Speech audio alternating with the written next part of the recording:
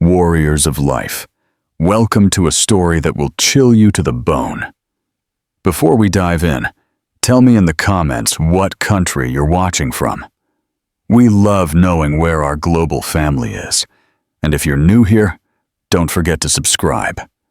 Your support helps us bring you more epic tales of vengeance and overcoming. Enjoy listening. The autumn leaves crunched beneath my feet as I stood frozen behind my mother's kitchen window, my 11-year-old son, Leo, squeezing my hand so hard it hurt.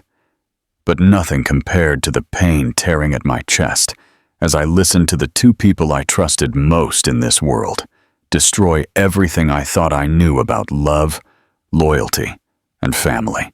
"She's so broken, Margaret. Always crying, always needy. I can't do it anymore." My husband David's voice filtered through the glass like a knife to my heart. My mother's laugh was sharp and cruel. "I told you not to marry her, didn't I? I always said she was too weak for a man like you, too damaged." The words hit me like physical blows. My legs went weak. Leo looked at me with confused eyes, sensing something awful was happening but not understanding what. I put a finger to my lips, telling him to be quiet, even as my entire world crumbled around us.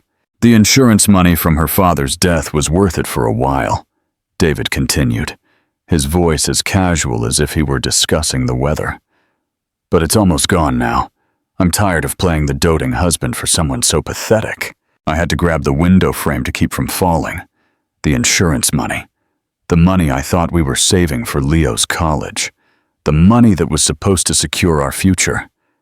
He had been using me all this time. "What are you going to do about it?" my mother asked. I could hear the excitement in her voice, as if she were enjoying this conversation. "I'm going to leave her. Take it all. She's so weak and broken she won't even put up a fight. She'll just cry and accept it like she always does." It was then that something inside me died.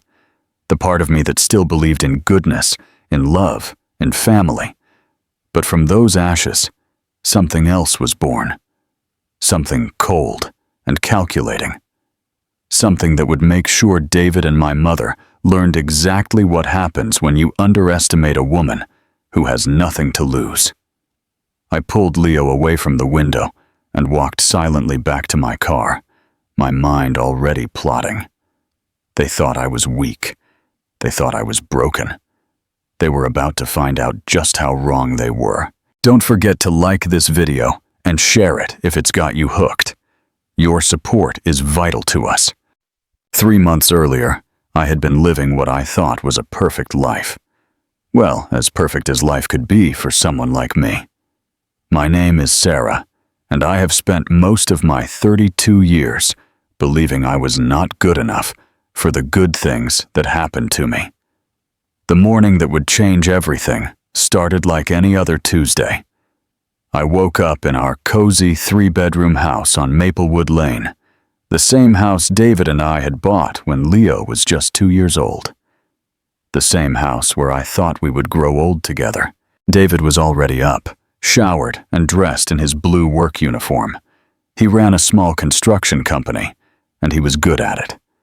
Everyone in the town of Clearwater Creek respected him. He was the kind of man other men wanted to be friends with, and women found attractive.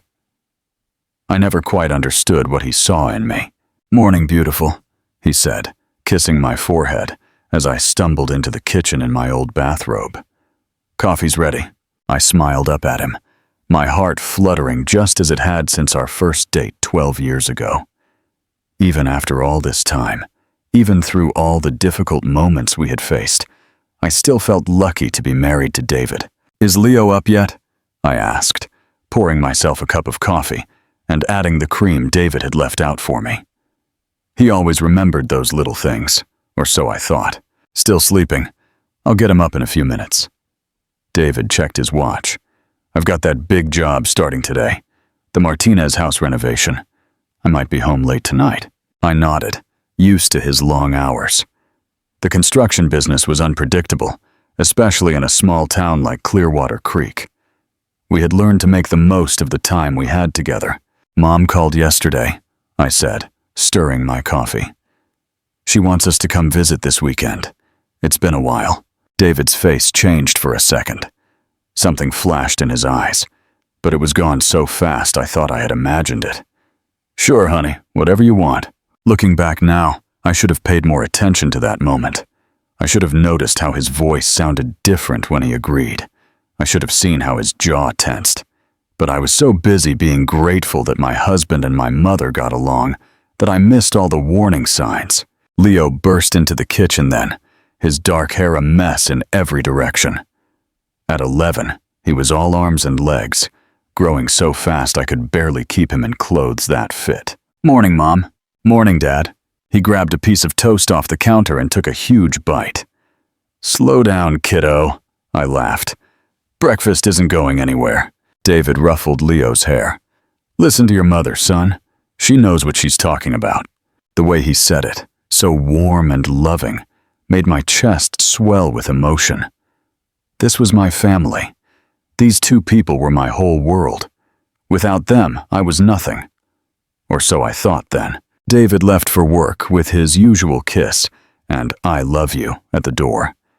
Leo caught the school bus just in time, and I settled into my usual routine of cleaning the house, doing laundry, and getting ready for my part-time job at the local library. I loved working at the library. It was quiet and peaceful, and I got to help people find books that might change their lives the same way books had changed mine. Reading had been my escape. Growing up in a house where my mother criticized everything I did, the books showed me that there were other ways to live, other ways to be. My supervisor, Mrs. Davis, was shelving returns when I arrived. Good morning, Sarah. You're looking well today. Mrs. Davis was one of the few people who made me feel valued. She was in her 60s, with kind eyes, and a gentle way of speaking that reminded me of the grandmother I never had. Thanks, Mrs. Davis. How was your wutua?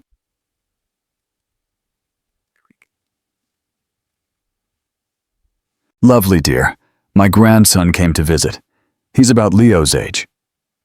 You know, you two should meet sometime.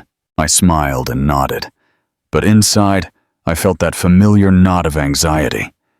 Making plans with other families meant risking them seeing how broken I was. What if Leo was embarrassed by me? What if the other parents thought I wasn't good enough? The morning passed uneventfully. I helped a young mother find picture books for her toddler. I assisted an elderly man with his family tree research, and I organized the new fiction arrivals. Simple tasks, but they made me feel useful. I was rearranging the children's section when I heard Mrs. Davis talking to another librarian, Carol, at the main desk. I saw David down at the coffee shop yesterday around lunchtime, Carol was saying. He was with Margaret, and they looked pretty cozy if you ask me. My hands froze on the book I was holding. Margaret was my mother's name. Really? Mrs. Davis sounded surprised. I didn't know they knew each other that well. Oh, they seem to know each other just fine, Carol said, with that tone people use when they're hinting at something without saying it directly. My heart started to beat faster. There was probably an innocent explanation. Maybe David had run into my mother somewhere, and they had decided to have lunch. Maybe they were planning a surprise for me. But a cold feeling settled in my stomach anyway. I tried to focus on my work for the rest of the day, but Carol's words kept echoing in my mind. They looked pretty cozy if you ask me. When I picked Leo up from school, I almost asked him if he wanted to drive by the construction site to see his father. But something stopped me, a feeling I couldn't name. That night, David came home close to 10. He looked tired, his clothes dusty from work. Sorry, honey. Long day. He kissed my cheek quickly and headed for the shower. How's the Martinez job? But when I looked out the window, I noticed his truck was completely clean. No dust, no dirt. Nothing to indicate he had been doing construction work all day. That night, as David slept beside me, I stared at the ceiling and tried to push away the thoughts that crept into my mind. David loved me. He had chosen me. We had a good life together. But doubt, once it takes root, is hard to kill. The next few weeks passed in a strange fog. On the surface, everything seemed normal. David went to work. Leo went to school. I went to the library. We had dinner together most nights. We watched television as a family on weekends. But underneath, something had changed. I found myself paying attention to things I had never noticed before. The way David sometimes seemed distracted during conversations. How he had started carrying his phone everywhere, even into the bathroom. The fact that he had changed his password and angled the screen away from me when he used it. Little things. Things that could have innocent explanations. But they added up. I also started to notice things about my mother. How she always seemed to know details about David's work that I hadn't shared with her. How she would ask about him first whenever I called, before asking about Leo or me. "How is David doing with that big construction project?" she would ask. But I hadn't told her about any big construction project. When I mentioned it to David, he just shrugged. "She probably heard it around town. You know how people talk in Clearwater Creek." That was true. Clearwater Creek was the kind of small town where everyone knew everyone else's business. But it still felt strange. Then came the day that changed everything. It was a Thursday in early November. Leo had a half day at school because of teacher conferences, and I had taken the afternoon off from the library to spend time with him. "Can we go visit Grandma Margaret?" Leo asked, as we sat at the kitchen table sharing a grilled cheese sandwich. My mother had always insisted Leo call her Grandma Margaret instead of just Grandma. She said it sounded more sophisticated. I thought it sounded cold, but I never argued about it. "I don't know, honey. We should call first to make sure she's home." But when I tried calling my mother's home phone, it went straight to voicemail. Her mobile phone did the same. "Maybe she's out shopping," Leo suggested. "We could just drive by and see if her car is there." My mother lived about 20 minutes away in the house I had grown up in. A neat little place with a garden she was proud of, and neighbors she had known for 30 years. "Okay," I agreed. "But if she's not home, we'll just come back another day." The drive to my mother's house was quiet. Leo chattered about school and his friends, and I half listened as I took in the autumn scenery. The leaves were at their peak, painting the world in shades of gold and crimson. But when we turned onto my mother's street, my blood ran cold. David's truck was parked in my mother's driveway. I pulled over to the other side of the street. My hands were shaking on the steering wheel. Leo looked up from his handheld console, confused. "Why are we stopping? Isn't that Dad's truck?" "Yes," I managed to say. "It is." My mind raced through possible explanations. Maybe David was helping my mother with something around the house. Maybe her sink was leaking or her roof needed repair. "Should we go in?" Leo asked. "In a minute," I said. "I just want to figure out what's going on first." Something deep in my gut screamed danger. Every instinct I had told me not to go to that door, not to knock, not to announce our presence. We walked silently to the back of the house. My mother's kitchen window looked out onto the backyard, and I knew from years of childhood experience that you could hear conversations inside quite clearly from that spot. What I heard destroyed my world. "She's so broken, Margaret. Always crying, always needy. I can't do it anymore." David's voice sounded tired, frustrated, as if he were talking about a burden he had carried for too long. "I told you not to marry her, didn't I?" My mother's voice was sharp with satisfaction. "I always said she was too weak for a man like you, too damaged." I gripped the window frame so hard, my knuckles turned white. My 11-year-old son, Leo, squeezed my hand just as tightly, as if he understood what was happening. "The insurance money from her father's death was worth it for a while," David continued. "But it's almost gone now. I'm tired of playing the doting husband for someone so pathetic." The world tilted. My father had died in a car accident 3 years ago, leaving me a significant life insurance payout. Money that David and I were supposedly saving for Leo's future. Money that was supposed to be our safety net. "What are you going to do about it?" my mother asked, and I could hear the excitement in her voice. "I'm going to leave her. Take it all. She's so weak and broken she won't even put up a fight. She'll just cry and accept it like she always does." They both laughed then. They laughed at my pain, at my weakness, at my trusting nature. "When?" my mother asked. "Soon. Maybe after the holidays. I don't want to ruin Leo's Christmas. The kid doesn't deserve that." "You're too soft," my mother said. "He's been a disappointment since the day he was born. Weak, just like his father. At least his father had the decency to die and leave her some money." It was then that something inside me snapped. It didn't break into pieces.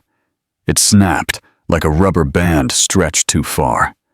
My father had been a kind, gentle man who loved books and who taught me that I was worthy of love. My mother had spent my entire childhood comparing me unfavorably to other kids, telling me I wasn't smart enough, or pretty enough, or strong enough for anything good. I had believed her.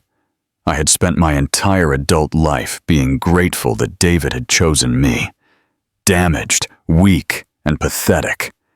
But now I knew the truth. He hadn't chosen me. He had chosen my father's money. And my mother hadn't just been critical. She had been actively working to destroy my self-worth, so that when this moment came, I would be too broken to fight back. I walked back to the car on shaky legs. Leo looked at me with worry. "Mom, are you okay? You're really pale." "I'm fine, honey," I said, my voice surprisingly steady. "Change of plans. We're going home." "But what about Dad's truck? Shouldn't we say hi?" "Dad's busy helping Grandma Margaret with something. We'll see him at home." As I drove away from my mother's house, with Leo chattering away in the back seat, my mind was already working, planning, calculating. They thought I was weak. They thought I would just cry and accept what they did to me. They were about to find out how wrong they were. What would you do in this situation? Let us know your opinion in the comments. We want to know what our viewers think. That night, I did something I hadn't done in years. I really looked at myself in the bathroom mirror. The woman looking back was 32, but she looked older. Tired. Her brown hair was pulled back in the same simple ponytail she had worn for the last decade. No makeup, because David always said he liked me natural. Practical, unassuming clothes, because anything else seemed to be asking for attention I didn't deserve. She looked exactly like what she was.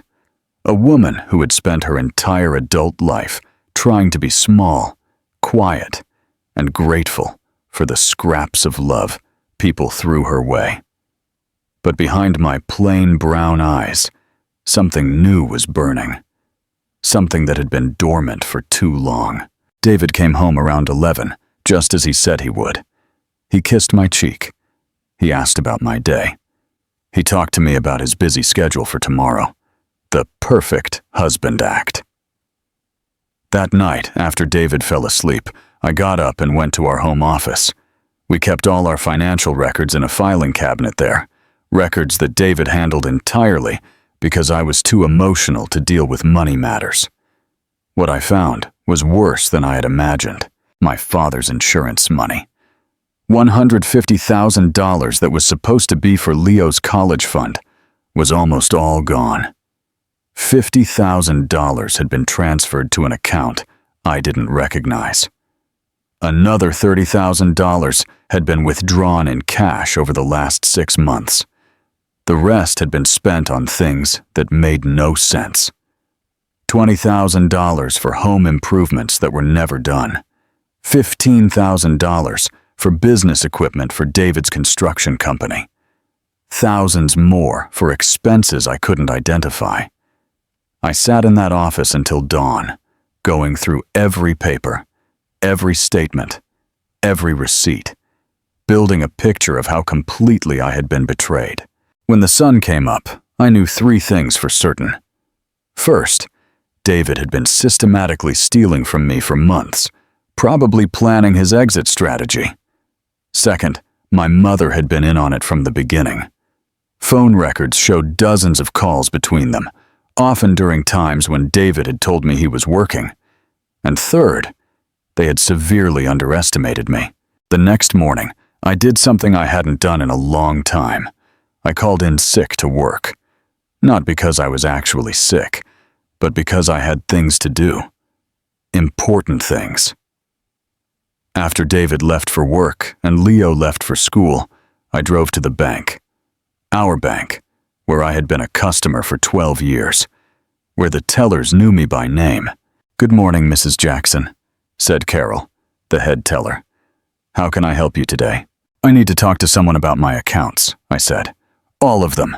What I learned at that meeting changed everything. The account I didn't recognize, the one with $50,000 of my money, was a joint account for David and my mother. They had opened it 3 months ago. "This is definitely your signature on the authorization to move funds," the bank manager, Mr. Peterson, explained. "But if you don't remember signing this—" "Oh, I remember it now," I lied smoothly. "I just wanted to verify the balance." Mr. Peterson looked relieved. Banks hate family disputes, especially when large sums of money are involved. But I wasn't going to make this a bank problem. I was going to handle this myself. My next stop was the library, but not for work. I needed to use the computers for research that couldn't be traced back to my home computer. I spent hours learning about divorce law in our state, about the division of assets and child custody, about what happens when one spouse can prove the other has been hiding money. But more importantly, I learned about a different kind of law, the kind that deals with fraud, embezzlement, and theft. Taking money from accounts without permission, even between spouses, was still theft if you could prove the money had been obtained under false pretenses. And I could prove that. When I picked Leo up from school, I had the beginnings of a plan. Not just to get my money back, but to make sure David and my mother paid for what they had done to me. But I had to be smart about it. They thought I was weak and emotional. That was going to be my biggest advantage. "How was school today?" I asked Leo as we drove home. "Good. We're learning about the Revolutionary War in history class. Did you know sometimes the colonists would pretend to be loyal to the British, while they were actually planning to fight them? Out of the mouths of babes. That's very interesting, honey. Sometimes the best way to win a war is to let your enemies think they've already won." That night, I cooked David's favorite dinner, beef stew with potatoes and carrots. I wore the red dress he had complimented me on for our anniversary. I smiled and laughed at his jokes and asked him about his day with what seemed like genuine interest. "You seem happy tonight," he said, reaching out to squeeze my hand. "I am happy," I said, and it wasn't a total lie. For the first time in months, I had a purpose, a plan, a reason to get up in the morning. "I was thinking," I continued, "maybe we should have my mom over for dinner this weekend. It's been a while since we've all spent time together." Something flashed in David's eyes. "That sounds great, honey. I'm sure Margaret would love that." Margaret. Not your mom, or mom, like he used to say. Margaret. As if they were close. As if they knew each other well. Which, of course, they did. "Yes. I'll call her tomorrow."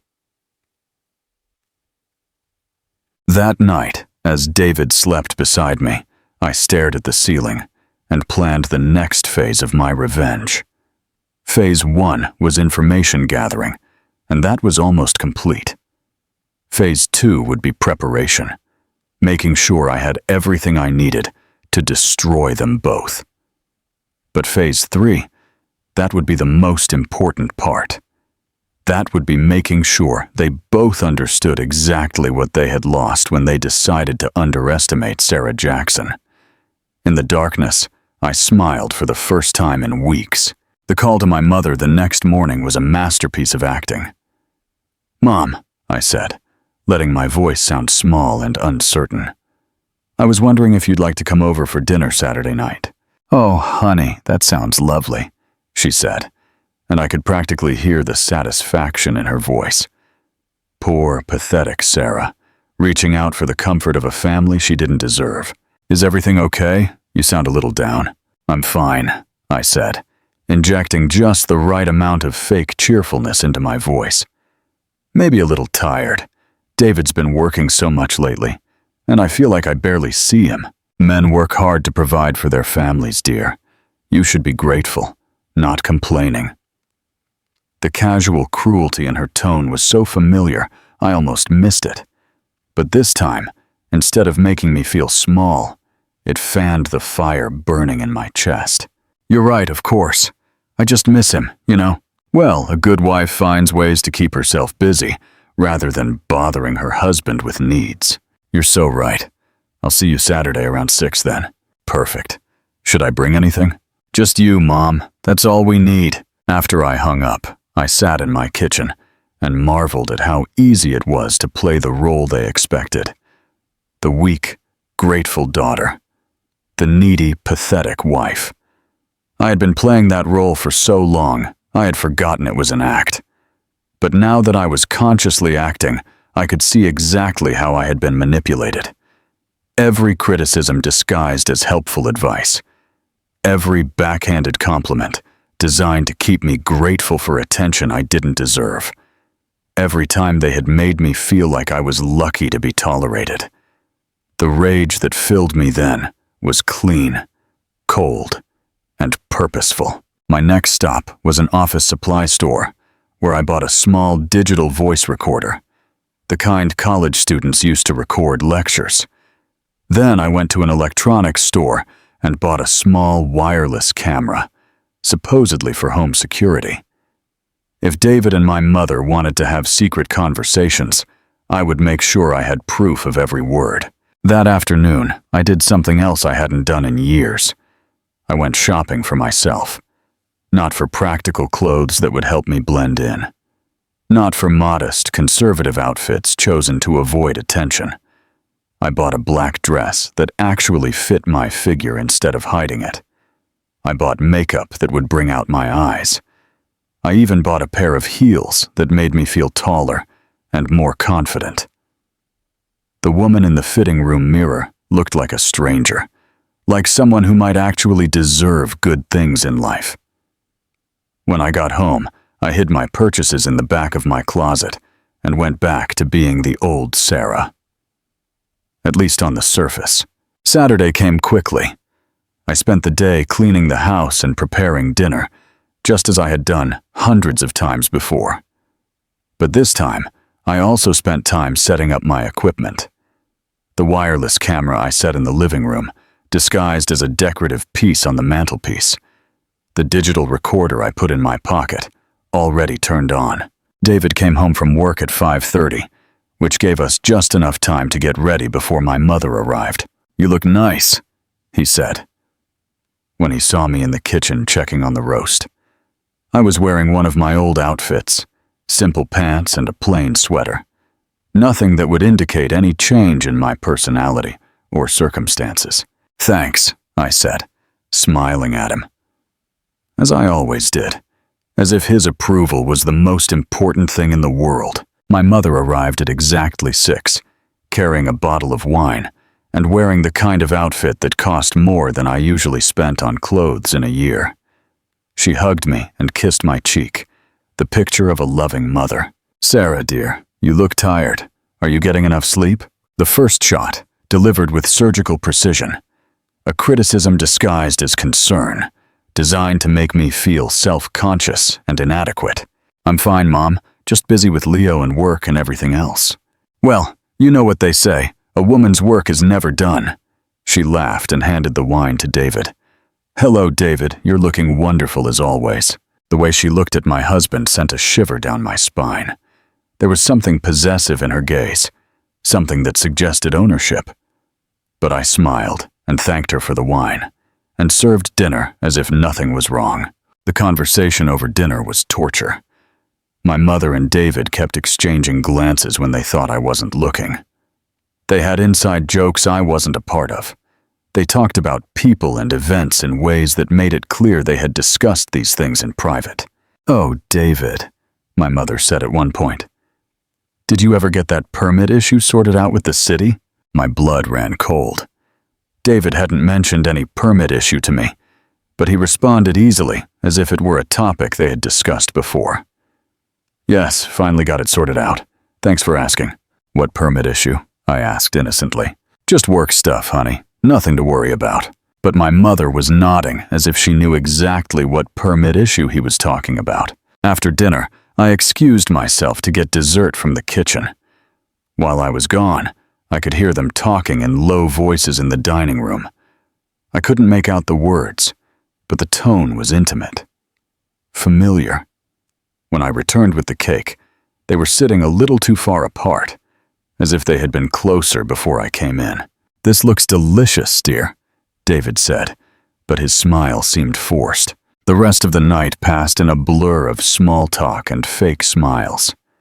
My mother left around 9, with another hug and kiss that felt like acid on my skin. "Thanks for a lovely evening, darling. We should do this more often." "Definitely," I agreed. "Family is so important." After she left, David helped me with the dishes. "Your mother seemed to enjoy herself," he said. "She did. I'm glad you two get along so well.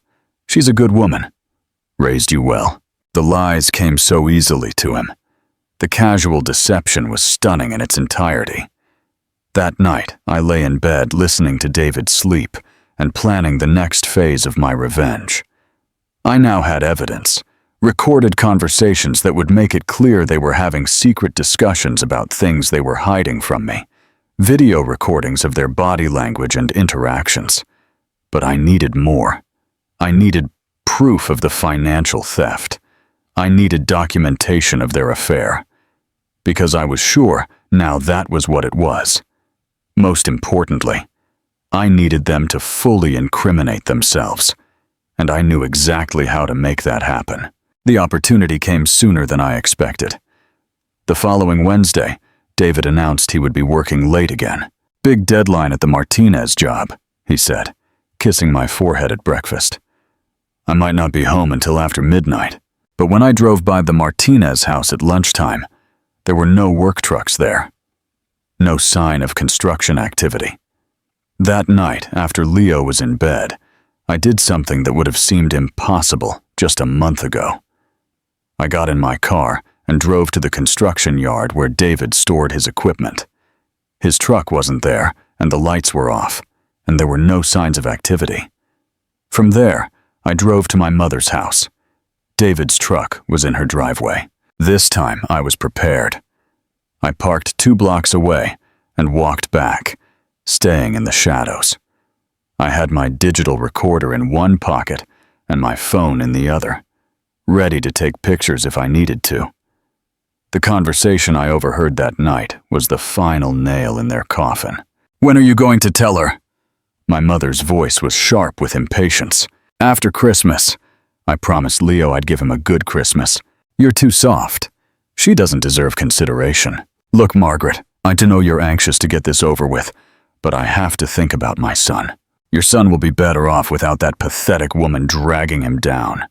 Both of them will." There was a long pause. Then David's voice again. Lower. "Sometimes I think about what our lives could have been like if I had just chosen you from the start, instead of settling for her." My mother's laugh was low and pleased. "Better late than never, darling. Once you're free of her, we can finally be together like we were always meant to be." Like they were always meant to be. The words hit me like a physical blow. This wasn't just about money or convenience. They had been in love all along. My husband and my mother. "Have you figured out how to get the rest of the money?" my mother asked. "Most of it is already transferred to our account. She's so trusting she'll sign anything I put in front of her. The house will take more work, but I've been forging her signature on the refinancing documents. By the time I file for divorce, there will be nothing left for her to fight over." "What about Leo?" my mother asked. "I'll get custody. Who would give a child to a woman with a history of depression and mental instability?" "She has a history of that?" David's laugh was cold. "She will by the time my lawyer finishes building the case." The pieces fell into place with a sickening clarity. The way David had been encouraging me to see a therapist for my anxiety.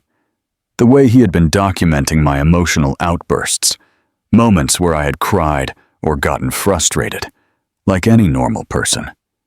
He had been building a case against me for months, maybe years, creating a paper trail that would paint me as an unfit mother. I recorded 20 more minutes of their conversation, documenting their plans to destroy my reputation, steal my assets, and take my son. When I snuck away from that house, I had enough evidence to bury them both. But I wasn't done yet. The next morning, I made 3 phone calls. The first was to a divorce attorney in the next town over, someone David wouldn't know, and who would have no connection to our local community. I need to document spousal financial fraud and plan a divorce strategy, I told her, and I need absolute confidentiality until I'm ready to proceed.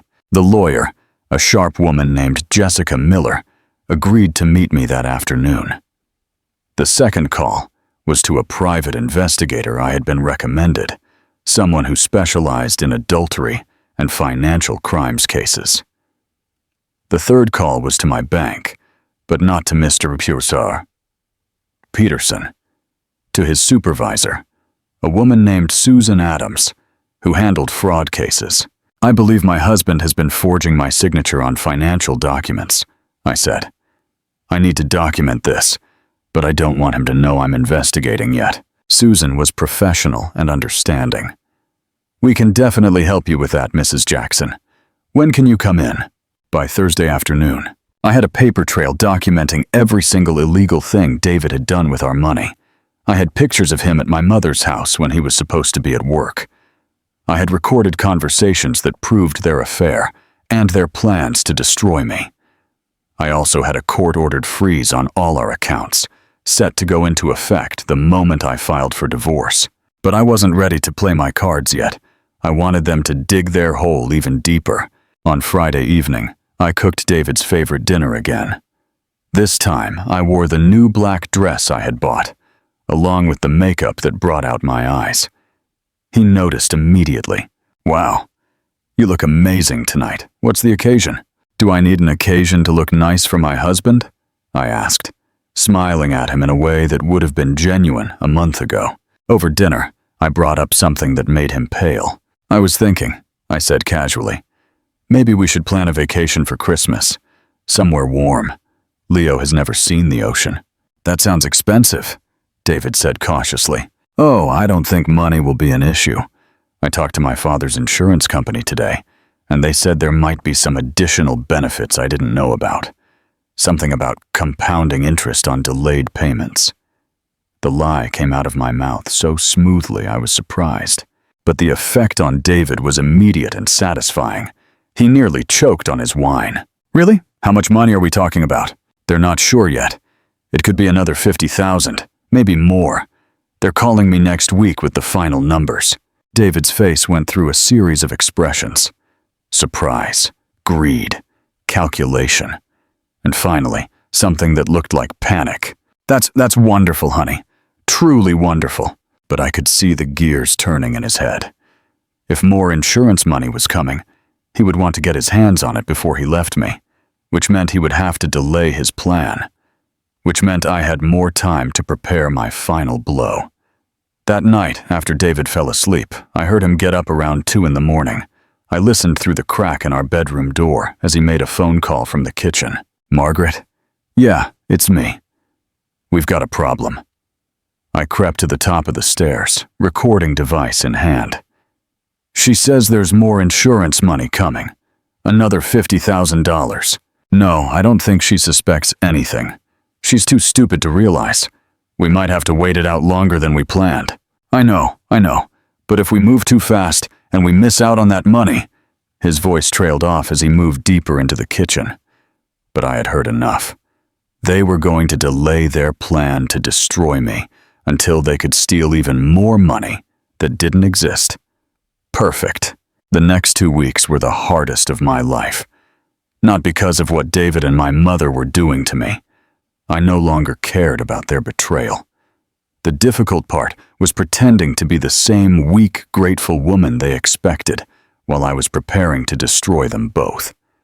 Every morning, I woke up and put on the mask of the old Sarah. Meek, anxious, grateful for any crumb of attention or affection. I cooked David's favorite meals. I asked about his day with what seemed like genuine interest, and I made sure Leo never suspected anything was wrong. But underneath, I was a woman transformed. I spent my lunch hours meeting with lawyers and investigators. I documented every lie, every theft, every moment of betrayal. I built a case so airtight that no judge in the world would ever let David walk away with my money or my son. The private investigator, a former police detective named Michael Scott, was particularly helpful. In 30 years of doing this job, he told me during one of our meetings, I've never seen such thorough documentation. Your husband isn't just cheating and stealing, he's created a paper trail that proves criminal intent. What kind of charges are we talking about? I asked. Fraud, embezzlement, forgery. If the DA wants to take it to the extreme, he could be looking at 5 to 10 years in prison. The thought should have made me feel guilty.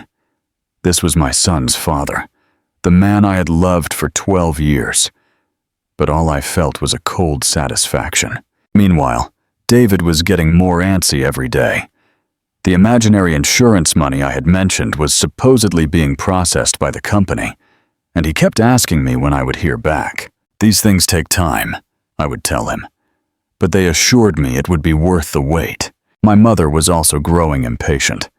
She started calling more frequently, always asking about the insurance money in that casual way that wasn't casual at all. Any news from the insurance company, dear? Not yet, Mom, but I'm hoping soon. She acted surprised, though I hadn't told her. Well, you know what they say, good things come to those who wait. If only she knew how true that was going to be. The moment I had been waiting for arrived on a Thursday afternoon in early December. David announced he would be working late again, but this time he made a mistake. The Martinez job is running behind, he said. I might have to work right through the weekend to catch up. But I had driven by the Martinez house that afternoon. It was completely finished. The family was already moving in. That night I followed him again, but instead of going to my mother's house, he drove to a motel on the outskirts of town, the kind of place people went when they didn't want to be seen. My mother's car was already in the parking lot. I parked across the street and waited. Through the window of the room I could see 2 figures moving. I couldn't make out the details, but I didn't need to. The private investigator had given me a camera with a telephoto lens, and I used it to document everything. David's truck in the motel parking lot, my mother's car next to it. The timestamp showing it was 8:47 p.m. on a Thursday when he was supposed to be at work. But the real proof came when they finally emerged from the room. They were so comfortable with each other, so casual. David had his arm around my mother's waist. She was laughing at something he had said, looking up at him with obvious affection. They looked like a couple, a real couple who had been together for a long, long time. I took pictures of everything. Then I drove home and uploaded it to the encrypted folder the private investigator had set up for me. When David came home at midnight, I was waiting with a cup of tea and a concerned expression. Long night? I asked sympathetically. Exhausted, but we're making progress. That's good. I worry about you working so hard. He kissed the top of my head, and I had to fight not to flinch away from his touch. You're too good to me, Sarah. If only he knew.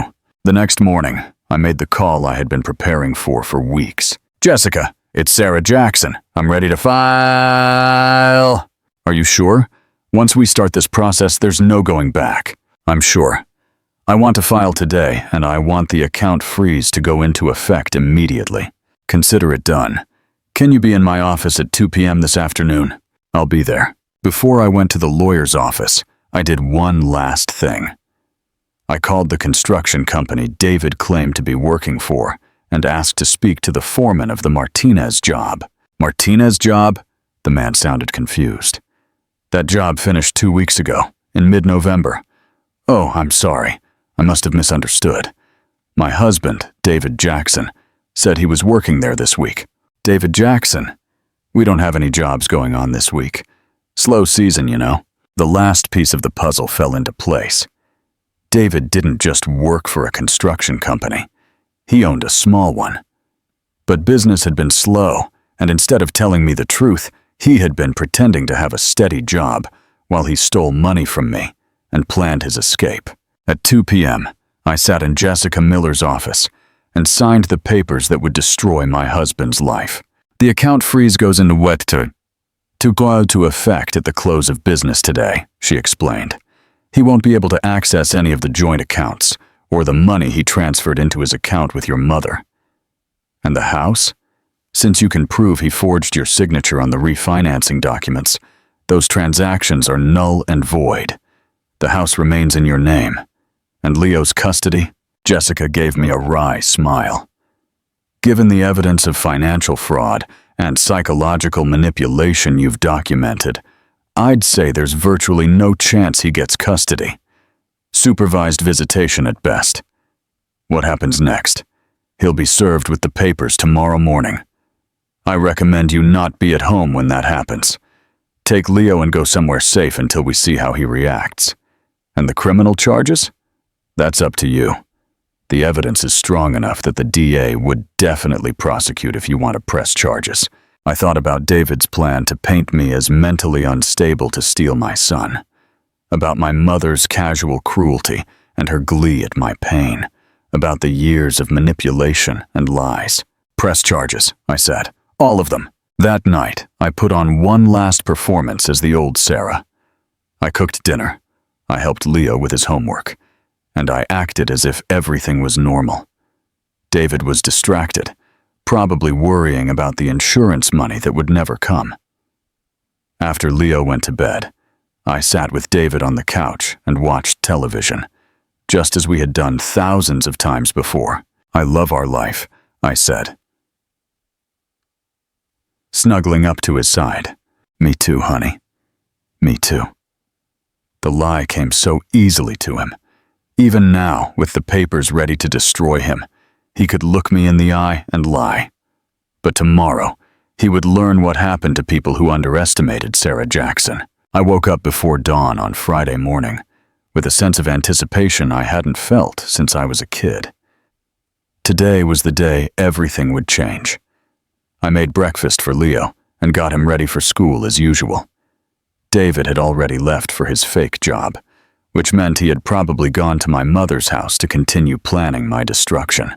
At 8:30, I drove Leo to school and gave him an extra long hug. I love you so much, honey, I said. I love you too, Mom. Are you okay? You seem different lately. Smart kid. Too smart for his own good sometimes. I'm fine, honey. Better than fine. Everything's going to be okay. After dropping Leo off, I drove to a coffee shop across town and settled in to wait. Jessica had texted me saying the server would deliver the papers between 9 and 10 a.m. At 9:47. My phone rang. Mrs. Jackson, this is Officer Williams with the Clearwater Creek Police Department. Your husband asked us to call you. My heart hammered in my chest, but I kept my voice calm.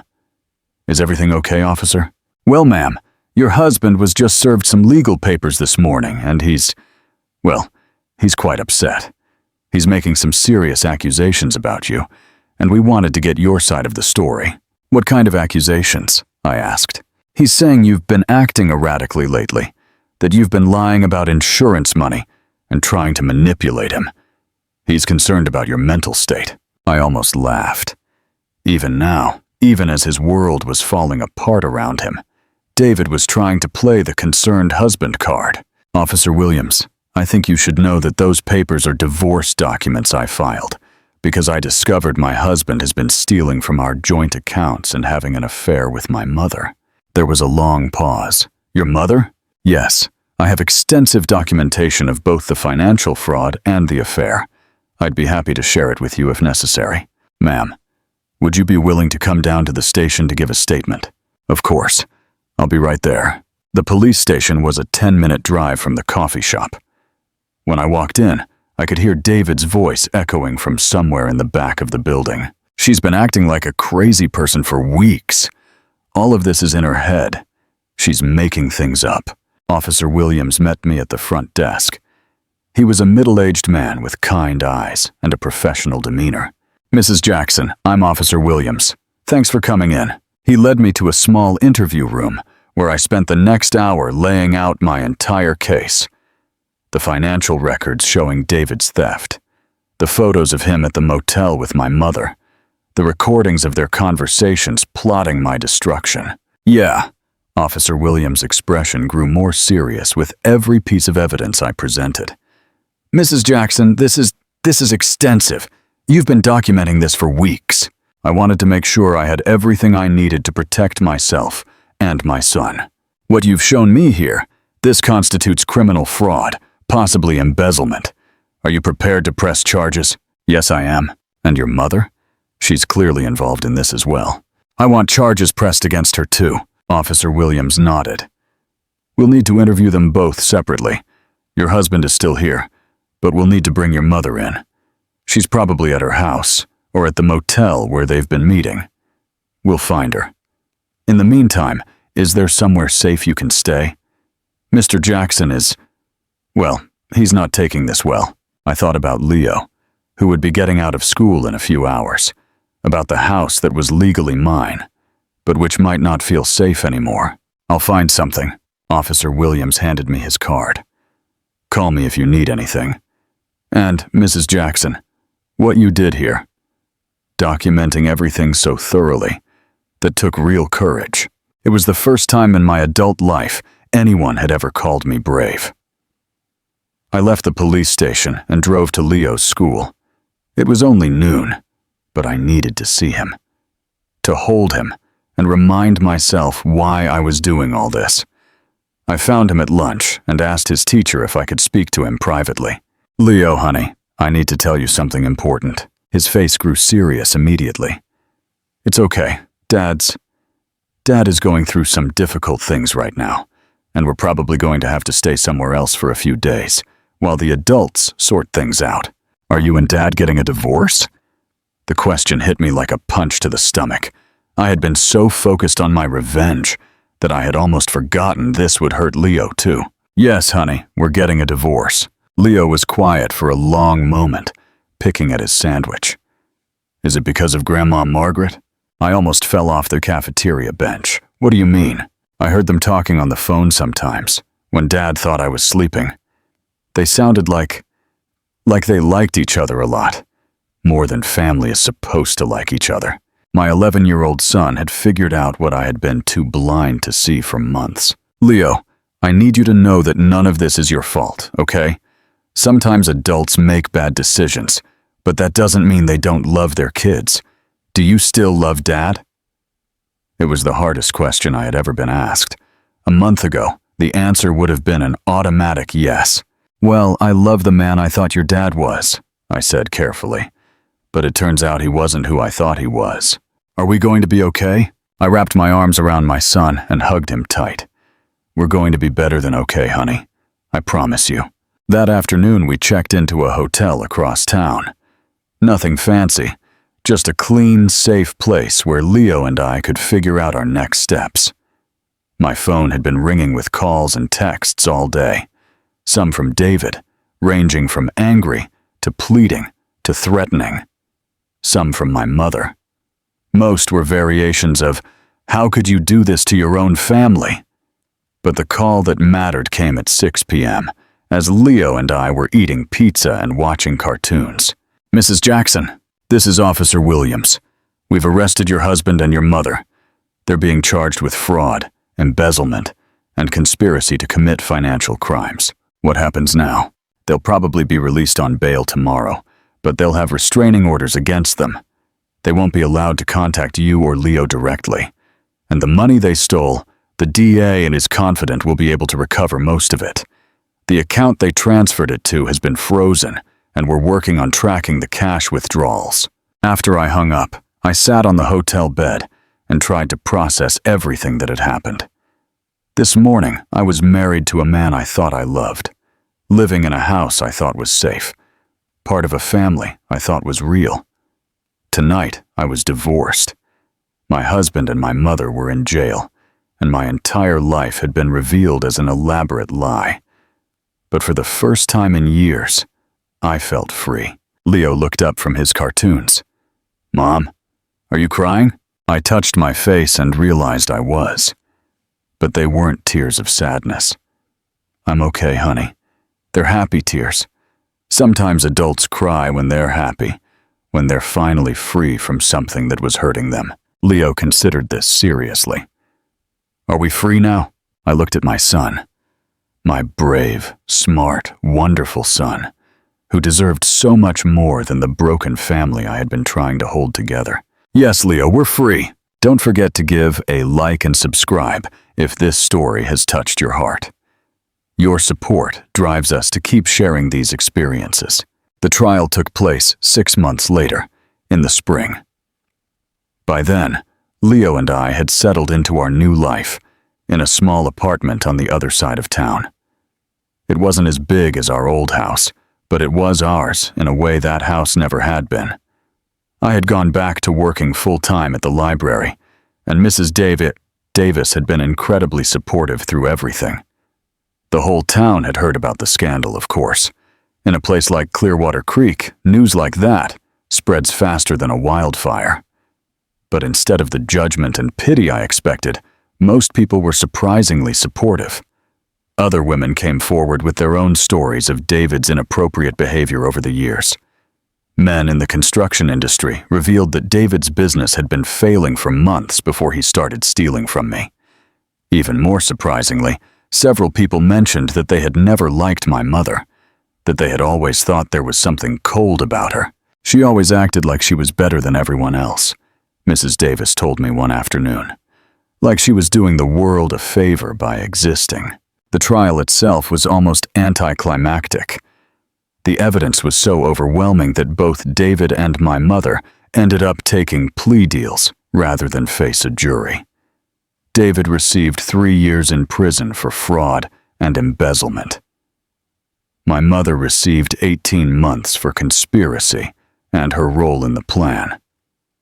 I was in the courtroom when they were sentenced.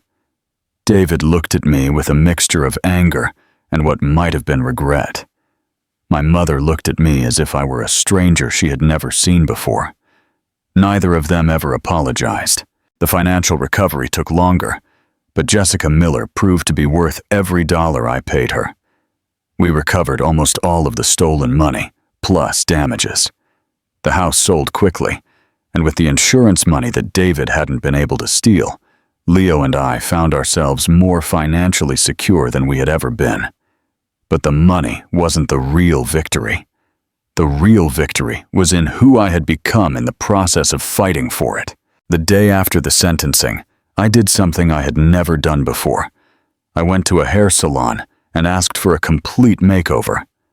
"I want to look like someone who can't be messed with," I told the stylist, a young woman named Crystal, with purple streaks in her hair and kind eyes. When she was finished, the woman looking back at me from the mirror was confident, strong, and beautiful. Not because she was trying to please anyone else, but because she finally knew her own worth. That night, Leo and I went out to dinner to celebrate. Nothing fancy, just the downtown diner. But it felt like the most important meal of my life. "Mom, you look different," Leo said as he ate his cheeseburger. "Different how?" "Happier. Like you're not afraid of anything anymore." "I'm not afraid," I realized as I said it. For the first time in my life, I'm not afraid. "Are you glad we don't live with Dad anymore?" It was a difficult question, but I answered honestly. "I'm sad that your father made the choices he did, but I'm glad we got away from him before those choices hurt us even more." "Are you going to get married again someday?" I laughed. "I don't know, honey. Maybe. But if I do, it will be to someone who thinks I'm amazing just the way I am." "You are amazing, Mom. You're the strongest person I know." Coming from my 11-year-old son, those words meant more than any compliment I had ever received. 7 months after the trial, I received a letter in the mail. The return address was the women's correctional facility where my mother was serving her sentence. I almost threw it away unopened. But curiosity got the better of me. "Sarah," it read, I've had a lot of time to think about what happened, and I realize now that I was wrong. Not just about the money, but about everything. I was wrong about you. You were never weak or pathetic or any of the other things I said. You were just trusting, and I took advantage of that trust. I was also wrong about David.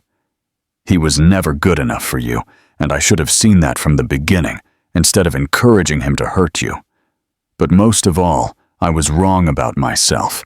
I thought I deserved better than the life I had, and I convinced myself that taking what you had would make me happy. It didn't. It just made me a person I don't recognize. I don't expect you to forgive me. I don't deserve forgiveness. But I wanted you to know that you were right to stand up for yourself. You were right to protect yourself and Leo. You're stronger than I ever gave you credit for. Stronger than I ever was. I'm sorry, Sarah, for everything. Margaret. I read the letter, then folded it carefully and put it in my desk drawer. Not because I was ready to forgive her. I wasn't sure if I ever would be. But because it was proof that sometimes even the worst people can recognize the truth when they're forced to face it. A year after the trial, Leo and I moved into a new house. Nothing too big or fancy, just a comfortable place with a garden where I could grow the vegetables I had always wanted to try. I had been promoted to head librarian after Mrs. Davis retired, and I loved the job more than ever. I had also started teaching adult literacy classes at night, helping people learn to read. Who had never had the chance, one of my students was a woman named Maria, who had left an abusive marriage with 2 young kids. She reminded me of myself before I had learned to stand up for myself. I don't know how to be strong, she told me one afternoon after class. You're already strong, I said. You left. That was the hardest part. Everything else is just learning new skills. Did you always know how to stand up for yourself? I laughed. Maria, a year ago I would have apologized for breathing too loud. Strength isn't something you're born with. It's something you build one decision at a time. My first decision was deciding that I was worth fighting for. Everything else came from that. 5 years have passed since that November day. My world shattered. Leo is 16 now. Tall and confident, and nothing like the broken woman I used to be. He has never asked to visit his father in prison, and I have never pressed the issue. David was released after serving 2.5 years of his sentence. He moved to another state and has never tried to contact us. I've heard through mutual friends that he's working in construction again, living in a small apartment, trying to rebuild his life. My mother was released after 14 months. She moved to Seville to live with her sister, and we haven't spoken since she left. I'm not sure we ever will, and I have made peace with that. People sometimes ask me if I regret what I did, if I think the revenge was worth destroying my marriage and sending my mother to prison. The answer is always the same. I didn't destroy my marriage. David did, the moment he decided to steal from me and betray me with my own mother. I didn't send my mother to prison. She did, by choosing to participate in a criminal conspiracy against her own daughter. All I did was refuse to be a victim. The woman I am now would be unrecognizable to the woman I was 5 years ago. I run the library with confidence and authority. I own my own home. I've traveled to places I never thought I would see. Paris, London, Rome. Sometimes alone, sometimes with Leo. Always with the knowledge that I can take care of myself wherever I go. I've been on a few dates, but I'm in no rush to get married again. I like my independence too much, and I have learned to be very careful about who I let into my life. Any man who wants to be with me has to earn that privilege. Most importantly, I've raised a son who respects women and who understands that true strength comes from protecting the people who can't protect themselves, not from taking advantage of them. Leo is off to college next year, and for the first time in my life, I'm excited to be on my own. Not because I don't love my son, but because I finally know who I am when there's no one else around. I'm a woman who stood up for herself when the world tried to break her. I'm a woman who found out she was never as weak as everyone told her she was. I'm a woman who learned that the best revenge is not just surviving, but thriving. Sometimes, late at night when I can't sleep, I think about that moment behind my mother's kitchen window. The moment I heard the two people I loved most plan my destruction. It was the worst moment of my life. It was also the moment I started to become the woman I was always meant to be.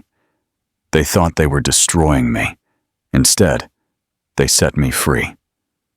And that is a gift I will be grateful for the rest of my life. Leave a comment and tell us if this ending surprised you or made you reflect. We'd love to read your thoughts.